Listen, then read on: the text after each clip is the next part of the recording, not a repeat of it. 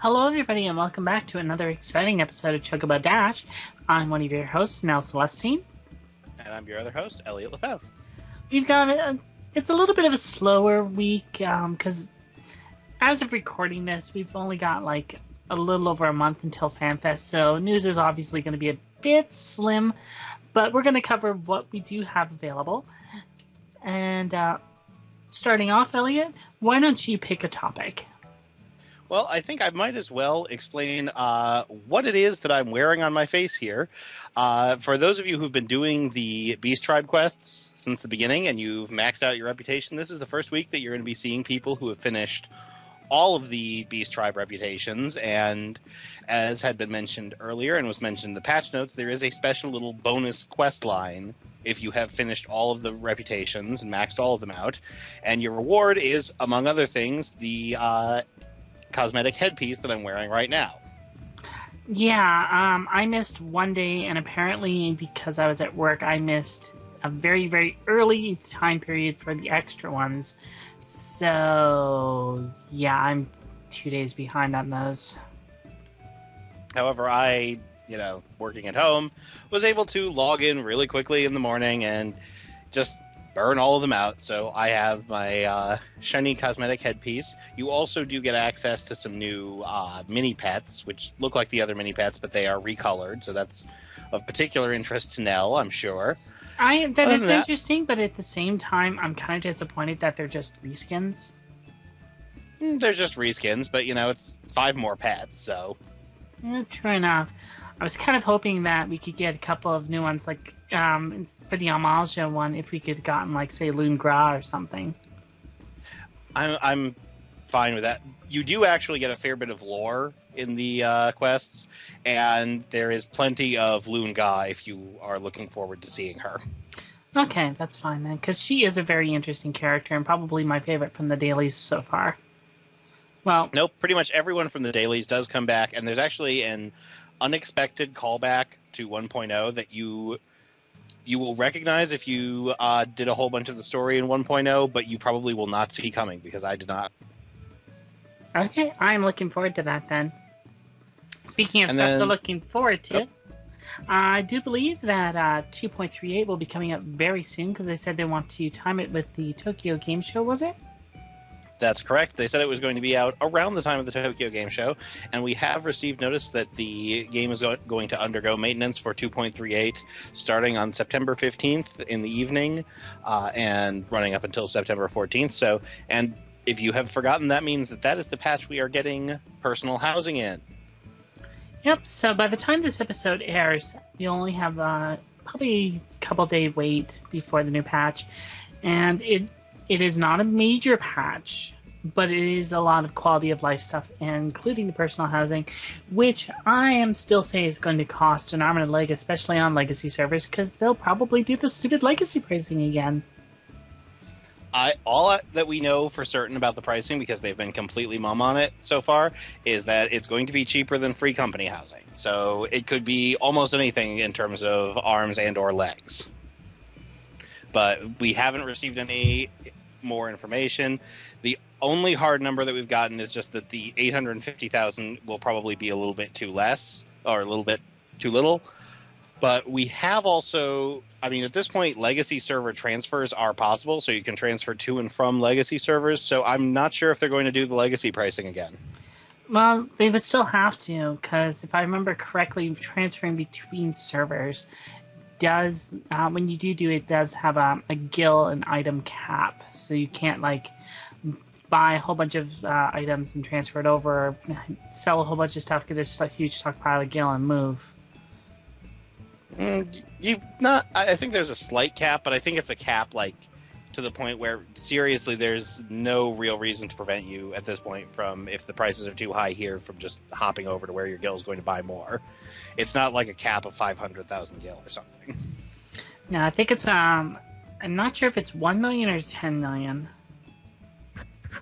But so other than that, we also know that we're getting Sands as a potential drop in Circus Tower, and a few other miscellaneous quality of life fixes with this particular patch. To be completely honest, those sands should have been in 2.35. those stands should have been in a 2.3, but, I've said many times that I don't think this upgrade scheme was a particularly good idea, so not much to be done about it now, but they will be in there before 2.4, so that's the important part. All right. One other thing that we did get information on is we finally got an official translation for the last live letter.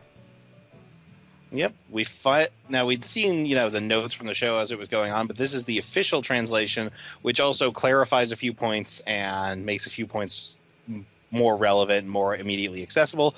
Noah, what stood out to you in the official translation?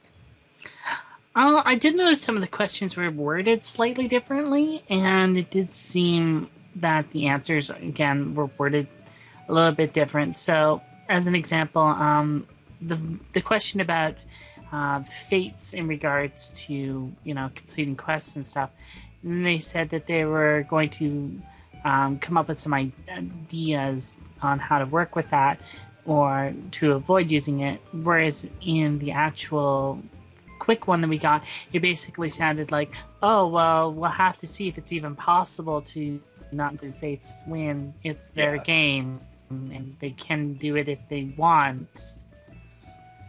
This is one of the reasons why it's a little hard to comment on the live letter when it happens, because the quick translation can be very different from the overall translation, and a lot of nuance can be lost. That being said, I would still prefer these official translations to come out a little bit sooner than, a couple months later. Yeah, and that's another one of the big problems, is that people wind up with a lot of half-formed notions and half the information when it becomes a lot of times it's very important, and that, change in nuance is a very big deal. Personally, I was very interested by the fact that they mentioned that the Ninja home base is going to be located in each city-state and will be a bit different from what we've seen so far. So, presumably a little more domin. Well, I'm hoping that we're going to be able to dive into that sooner rather than later. But we'll see if how that's going to go, because it all depends on whether the patch comes out before FanFest or not. I personally expect that it will, because I think FanFest, they're going to want to focus on talking about what's going live with the expansion and points beyond there, rather than focusing on what's coming out in 2.4. So I think, I honestly would not be surprised if we see the patch like the week of or the week before FanFest. Well, I would prefer the week before, so I could actually get a chance to play it before FanFest. I think that would be a better option, but part of me would since I'm not able to go to FanFest, part of me would sort of enjoy the idea of, haha, you guys are all going to FanFest. I'm going to get to sit here and play. Until I go on my anniversary trip anyway. But you do remember, I think it was one of our earlier episodes, we had the JP only discussion with regards to merchandise.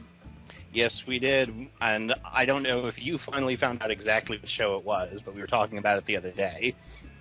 I did not go and look. I was a little bit swamped with some other stuff that I had to take care of regarding another project I'm working on.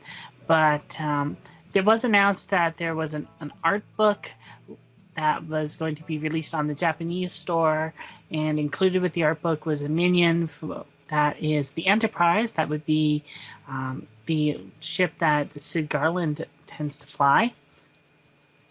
Now, a lot of people are like, okay, well, when are we going to get it in North America? There's been nothing released. Oh, great, JP only, blah, blah, blah, blah, blah, blah, blah, blah, blah.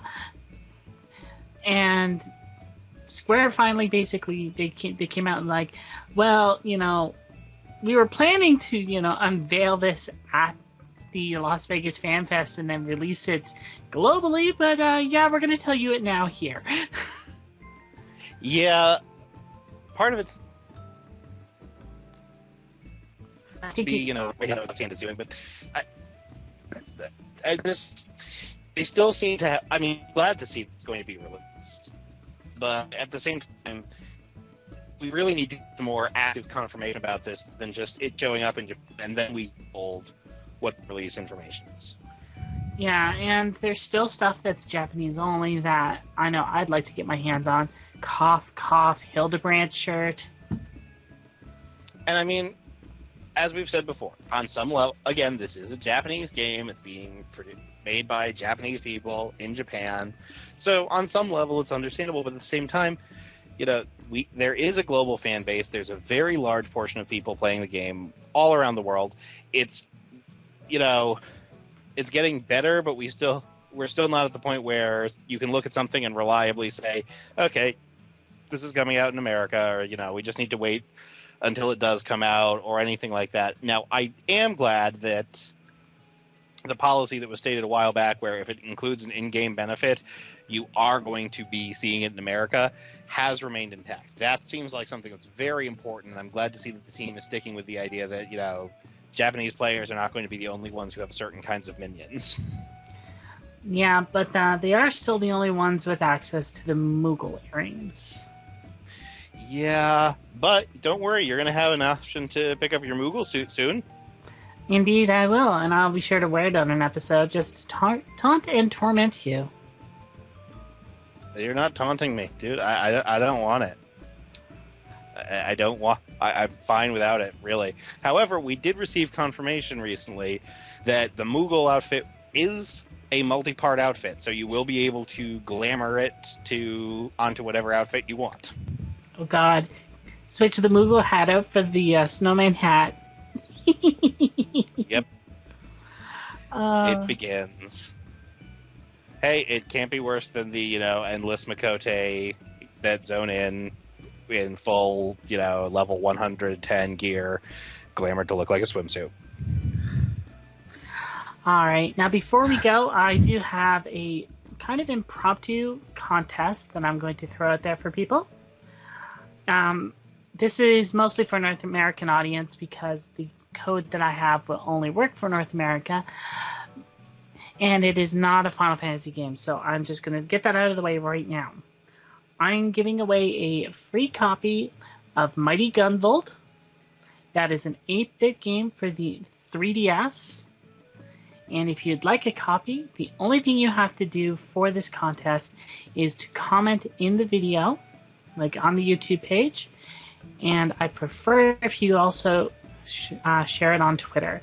If you can do both of those things, great. I will give one vote on your name, basically one ballot for the Twitter, and one for commenting on the video.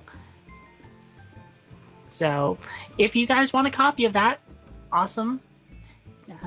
But Elliot, do you have anything that you'd like to add before we close out the episode? Not much in particular, although I am very much looking forward to seeing what we get for personal housing. They'll release information about that sooner rather than later, but we probably will not see it until this weekend, if we see it at all before the patch goes live. Alrighty then. As always, you can leave any positive or negative comments in the box below. Like, share, and subscribe if you haven't already. You can follow us on Twitter. I'm Nell Celestine. And I'm Elliot_Lefebvre. And if you want to give any kind of feedback, preferably constructive criticism, the best way you can reach us is either on Twitter or on the official Lodestone topic, or in the YouTube channel. We will respond to those as fast as we can. Other sites is considerably slower. The Moglog is another good spot, though, but once again, it's a little bit slower for responses than the original 3. But, as always... Partly because we only see one of them. I see those right away. It takes you a minute. Yeah. So, as always, this is now Celestine. And I'm Elliot Lefebvre. Bidding you adieu.